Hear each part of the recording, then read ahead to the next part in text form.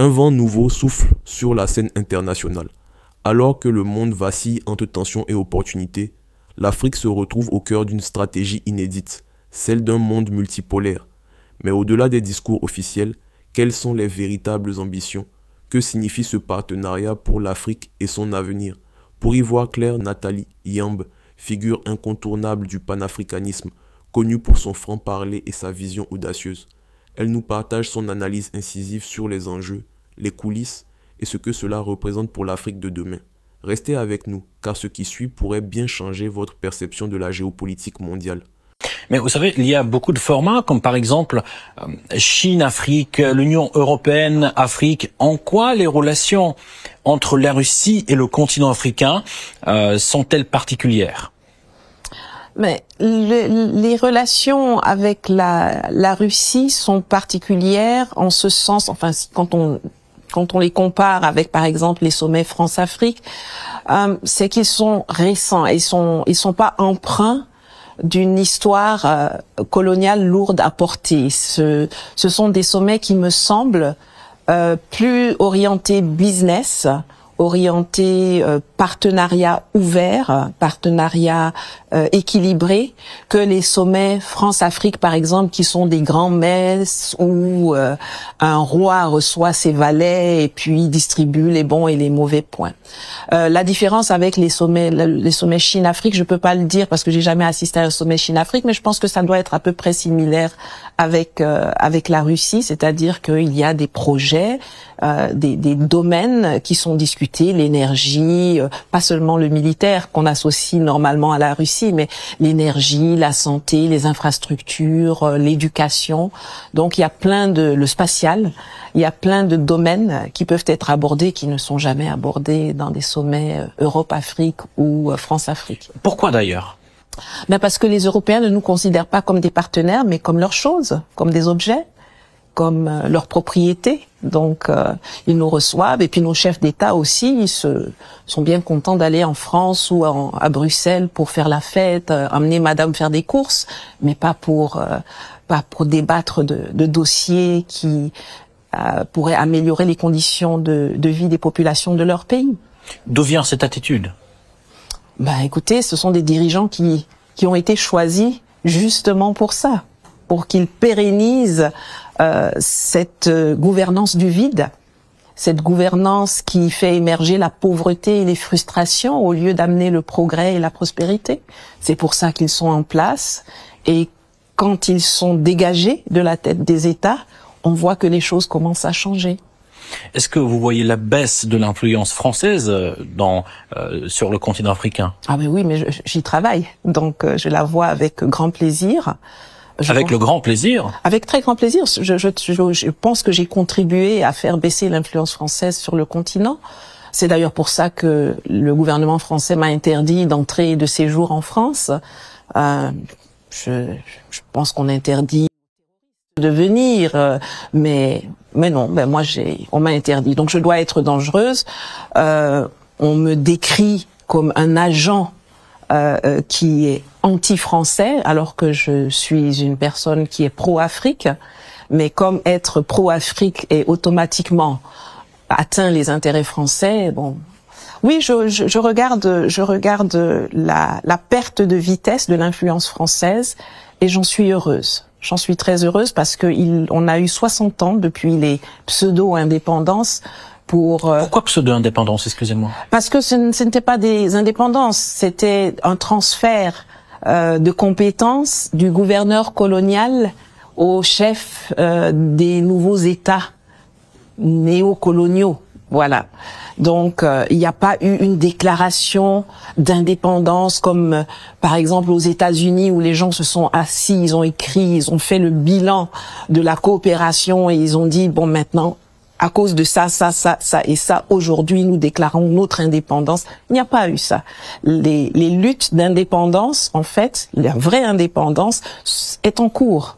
Elle se déroule au Sahel, où les traités sont revus, les accords sont audités, sont renégociés. C'est maintenant que la vraie indépendance est en train d'être conquise. Avant, c'était juste un transfert de compétences. Mais qu'est-ce qui a permis ce changement au Sahel notamment? Des coups d'État. C'est-à-dire qu'il y a des gens qui sont arrivés au pouvoir, qui n'ont pas été choisis par la métropole coloniale, mais qui sont venus, qui ont pris le pouvoir et qui ont décidé de faire le boulot. Ils ont décidé de faire passer les intérêts de leur pays et de leur population en premier. Alors, je ne dis pas que le coup d'État amène toujours ce genre de personnes à la tête de l'État, mais il force est de constater qu'en ce qui concerne les 3 États du Sahel concernés, le Niger, le Mali et le Burkina, nous avons aujourd'hui des militaires à la tête de ce pays et des civils, d'ailleurs dans le gouvernement, qui travaillent aujourd'hui à imposer une nouvelle façon de collaborer avec eux, qui sont ouverts avec tout le monde, mais dans le respect de certaines conditions qui sont la souveraineté et les intérêts des populations. Je vous ai présenté comme panafricaniste. Quelles sont les principales idées que vous défendez? Mais écoutez, pour moi aujourd'hui, le panafricanisme est avant tout une lutte de libération. Une lutte de libération parce que ne peuvent s'unir de façon productive que des États qui sont souverains et qui décident donc eux-mêmes de là où ils veulent aller, de ce qui est bon pour eux. Donc le panafricanisme, je ne l'ai pas inventé, c'est quelque chose qui existe depuis longtemps.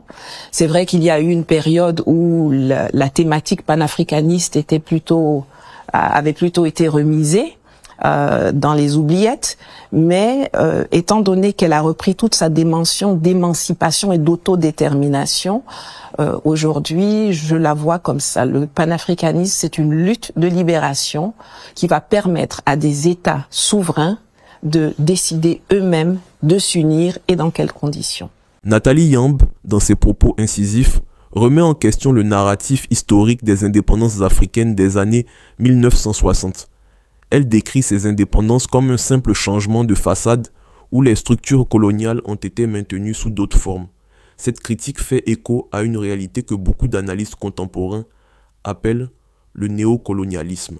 Les nouveaux dirigeants africains, bien souvent sélectionnés ou soutenus par les anciennes puissances coloniales, n'ont pas réellement rompu avec les systèmes de domination économique, politique et culturelle.